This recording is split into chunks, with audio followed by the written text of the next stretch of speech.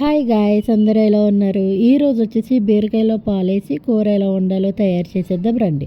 ముందుగా స్టవ్ వెలిగించుకుని నేనైతే ఒక గిన్నె పెట్టుకుని కొద్దిగా ఆయిల్ వేసుకుని జీలకర్ర అయితే వేసుకున్నాను. ఆ తర్వాత కరివేపాకు అయితే వేసుకున్నాను. ఇక్కడ చూపిస్తుండగా నేను ఇక్కడ ఆనియన్స్ పచ్చిమిర్చి కూడా వేసుకున్నాను అనమాట. వేసుకున్న తర్వాత లైట్గా సాల్ట్ అయితే వేసుకుంటున్నాను, కొద్దిగా ఫాస్ట్గా ఉల్లిపాయలు మగ్గాలని చెప్పి. ఇక్కడైతే ముందుగానే నేనైతే బీరకాయ ముక్కలు కోసుకుని పెట్టుకున్నాను.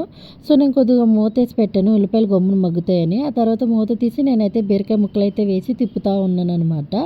సో బీరకాయ వండినప్పుడు కొద్దిగా ఆనియన్స్ మనం తక్కువగానే వేసుకోవాలి, లేదంటే స్వీట్ వచ్చేస్తుంది.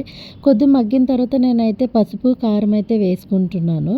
వేసుకుని కొద్దిగా అలా తిప్పుతూ ఉన్నాను అనమాట. కొద్దిగా వాటర్ వేసుకోవాలి, సో దట్ మనకి బీరకాయ ఉల్లిపాయ గమ్మున మగ్గిపోతుంది అనమాట. కొద్దిగా మగ్గిన తర్వాత నేనైతే ఇక్కడ మీకు పాలు చూపిస్తున్నాను కదా, కాచి చల్లార్చిన పాలు అయితే వేసుకోవాలన్నమాట.